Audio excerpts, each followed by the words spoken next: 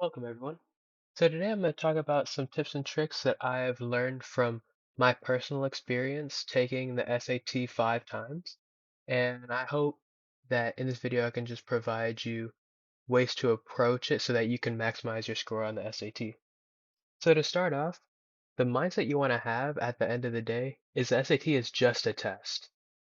There are multiple stories of people who have gotten into prestigious colleges even though their SAT wasn't the cream of the crop, top of the top score. And it's important to remember that college is still taking into consideration your extracurriculars, your GPA, the rigor of your schoolwork, and all these different factors. So we must have this type of mindset approaching it because we don't want to self-sabotage and through our worry lose points that we could have gotten had it not been for a silly mistake or just nerves. So the first thing you have to do is just be at peace with yourself and know that all you have to do is do your best, study hard, practice hard, but at the end of the day, it is just a test. So it is not the end all be all. And it's also important to remember you have everything you need in your grasp. The SAT is not a test that includes stuff like quantum mechanics, high level calculus, differential equations. The highest level of the SAT is trigonometry and a little bit of pre-calculus, maybe here or there. And most people take that by their junior year of high school. And even if you haven't, there are a bunch of resources such as Khan Academy that will help prepare you. So you have everything in your hands. So trust yourself with that. This is not saying that you don't know. It's not saying that you haven't at least been like faced with at some point during your school career. So you have everything in your hands. So as you're studying, just know this is stuff that either you can learn or stuff that you just have to get a quick recap on. And another thing you have to think about is essentially play the game.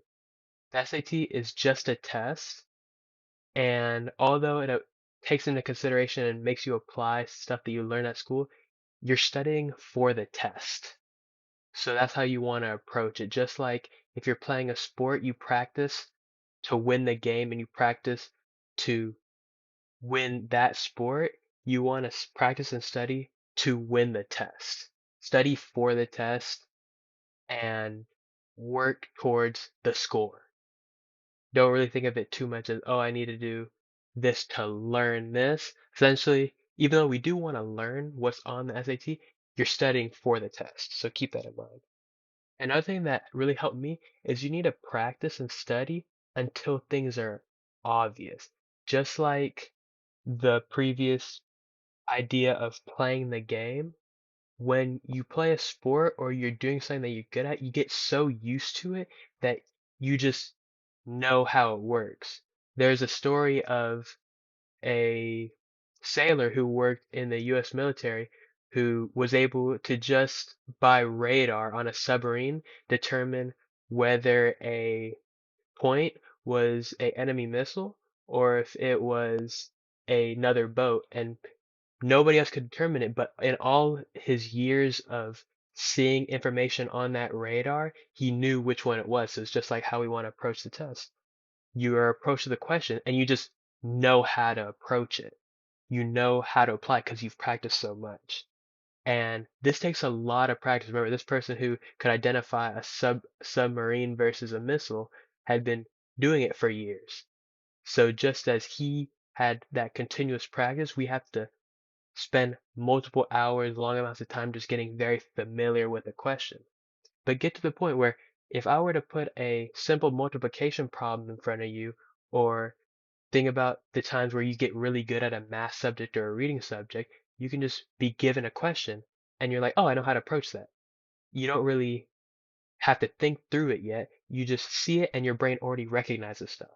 So something that I would do when I was studying for my SAT was I did so many Khan Academy practices, but I did it so many to the point that on my test day, I could look at a question and be like, oh, I know how to approach that. And then I would do it, and it didn't really take a whole lot of thought. It was essentially you want to get to the point where, as kind of the saying goes, you know it like the back of your hand. And then going on with that, some techniques for reviewing questions. You don't just want to answer the question when you're taking these practice tests through SAT books or the Khan Academy. You want to engage with the question. So I call this my TAP method, and it's first you want to look at the type of question you're faced with.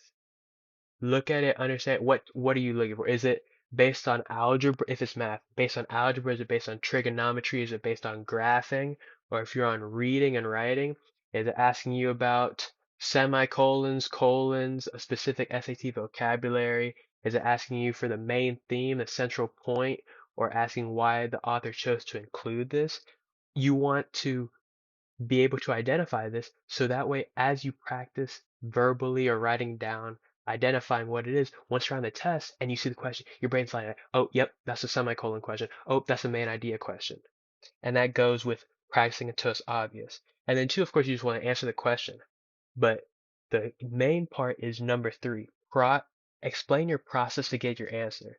This is kind of based off the Feynman technique, if you've heard of it, where you re-explain yourself something until you could explain it to a 5-year-old. I would write, answer the question, but then I'd go back and with a different colored pen, I would point to and explain each step of the process. So if it's, for example, finding the factors of a math problem, then I go step by step. Okay, I need to do negative b plus or minus the square root of b squared minus 4ac over 2a, and this happens because this. Just explain yourself the process of how you got to it. Or this is a little different for reading. You still explain your thought process. And it helps a lot to write stuff down. Don't just say, oh, this is how I thought about it. No, explain it to yourself as if you were talking to a lower classman or your younger self who doesn't know this. You want to explain each step. So you want to do this, you want to do this. So that way you get so familiar with the process. Once you're on the test again, make it obvious.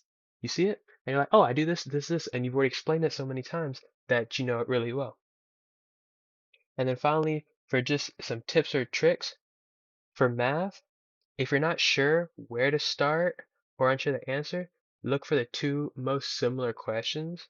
And this kind of goes in with the second point. On the SAT, the main setup is they have two answers that are absolutely wrong, and then there's one question that's the distractor and one question that's the answer.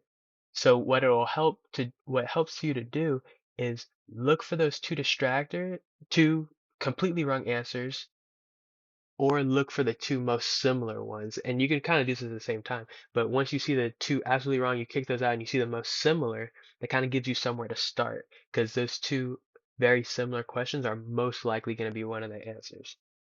And then also, for math, if you can't eliminate answers, sometimes if you're kind of low on time, just plug stuff in. If you have one of these questions where it's like, oh, if this is a form equation, what's x, and you can't seem to figure out what x is, plug everything into the equation. It takes a little longer, so you want to be able to practice until you can just solve it normally. But if you're in a pinch, that's one way to approach it. And then for reading, there are multiple different ways you can approach it. Some people like to read the passage and then look at the questions. Some people look at the questions and then read the passage. Something that I've actually learned was very helpful is just read the question. So you go through the question, you start identifying what you need to look for. If a question may ask, what's the main idea? Why did the author use this word at this part? You don't see the answer choices, so you're not really thinking about finding the right one. You're thinking about how would I answer this as you're reading. So you're reading and you see the paragraph that talks about, oh, main idea this. Okay, this is what I'm thinking. You go to the answer choices and then you're like, okay, this answer goes with what I'm thinking. This is most likely the right answer. And then also make sure you know what the question is asking. I have run into this so many times where I see a question and I see what I think is the right answer, but it's not because I didn't read the question. The question was asking something very different than what I was thinking. It might say, what is the central idea that the author is trying to convey from this passage? And then you are talking about something totally different. Like you might be what's the central idea, but then it's asked, then you're talking about a theme or a moral or something like this, just something not aligned with the question. And it might just be a little word that throws you off. So be very careful with that. And then also understand the context. If a question asks you about a specific sentence, look around it, look at the even to the paragraph to understand how that sentence is being used in the context of the passage or the paragraph. Because you run the risk, if you don't look around it, you might just purely take what the word sentence or word is saying and not put it in the overall point of the passage. And yep, those are some just techniques for the SAT and a way you want to think about it. I hope this is helpful and that you gain some value. And I wish you the best of luck as you continue studying towards your SAT, and you will do great. Trust yourself. Remember, it's just a test. You have everything in your hands, and just work hard, study, understand your process behind learning information, and you will do great. Best of luck.